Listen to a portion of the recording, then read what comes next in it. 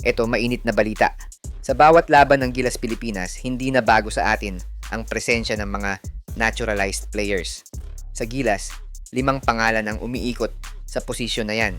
Nandyan si Jordan Clarkson, Justin Brownlee, Benny Boatwright, Angelo Kwame at Malik Diouf. Iba-iba ang style, iba-iba ang role.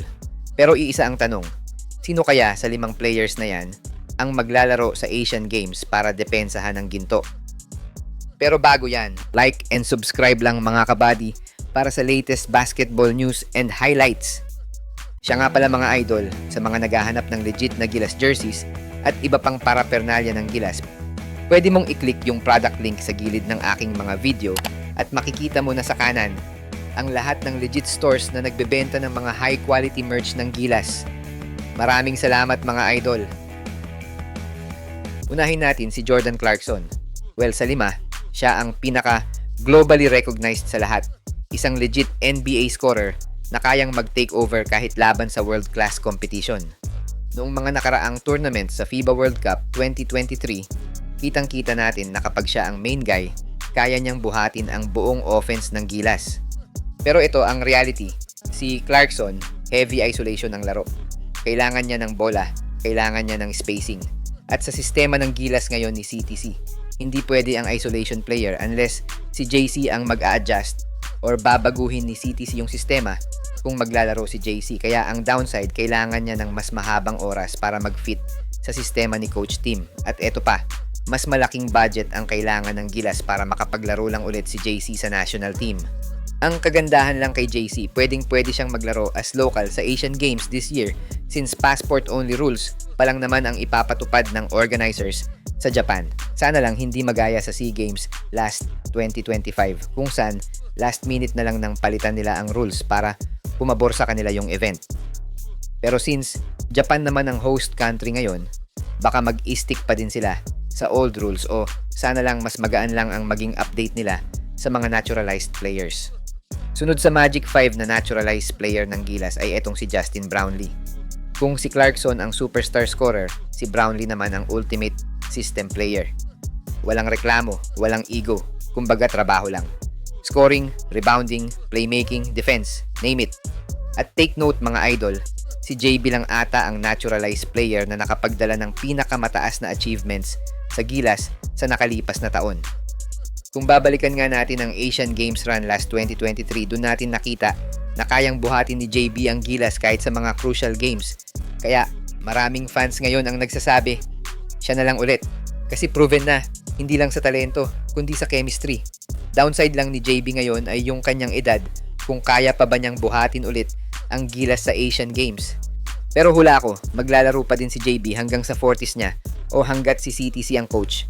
Considering Coach Tim Cone na sinusulit yung talent ng isang player gaya na lang sa kaso ni Japeth Aguilar na ayaw pa din mag-retire ni Coach Tim sa national team. Ikatlo sa naturalized player ng Gilas na matagal-tagal na din nagseserbisyo sa national team ay etong si Angelo Kwame. Bagamat maraming main event ng Gilas na hindi siya nakakasama sa Final 12 dahil active pa, si JB siya pa din ang ultimate karelyebo ni JB pag kinakailangan. May size, may depensa, at malaking bagay sa rebounds. Yan lang naman ang maibibigay ni Kwame sa Gilas kung makakapasok siya sa pool ni CTC. Last Asian Games nga, parte si Kwame ng 12-man roster ni CTC na nakakuha ng ginto kontra sa Jordan. He played alongside with JB that time. Kaya if hindi babaguhin ang rules ng Japan, malaki ang chance na makita pa natin ang tandem ni na JB at Kwame. Ika-4 na player from Magic 5 na naturalized players ng Gilas ay etong si Benny Boatwright. Pero ano nga ba ang update sa kanya? Last month, nagbigay ng update ang SBP regarding sa naturalization ni Benny at nasa final reading na daw ang papeles niya para makapag-proceed na siya sa last step ng kanyang naturalization. Though nagkaroon pa ata ng problema dahil hindi daw dumating si Benny, all goods naman siguro ang mga papeles nito sa Senado. Pero kung usapang basketball, ito yung modern big na hinahanap ng karamihan ngayon. Stretch 4 or even small ball 5 na kayang bumitaw sa labas habang may presence sa loob. Sa panahon ngayon ng basketball, sobrang halaga ng spacing and Boatwright can provide that. Isipin mo na lang may big ka na kayang hilahin palabas ang depensa dahil sa shooting threat niya. Biglang gagaan ang trabaho ng guards natin. Ang malaking tanong lang talaga, consistency at adaptation. Kakayanin ba niyang dalhin yung laro niya sa FIBA setting na mas physical, mas tactical, at higit sa lahat, kaya ba niyang i-embrace yung role na kailangan ng Gilas? Kasi kung oo, posibleng siya ang maging perfect bridge between Clarkson's scoring and Brownlee's system play at depensa ni Kwame. Malay natin if ma-approve si Benny bago ang Asian Games sa July, baka 3 o 4 na naturalized player ang magsabay-sabay na maglaro sa Gilas, di ba? Last but not the least sa Magic 5 ay etong si Malik Diouf. Though pareho sila ng kaso ni Benny sa naturalization na gumagapang pa sa Senado, malaki ang chance na maglaro din siya sa Gilas main team sa future. Ayon kasi kay Coach Tim, na-invite na nila si Diouf last month para makasama sa mga magiging practice ng Gilas bago ang mga laban nila sa qualifiers at Asian Games.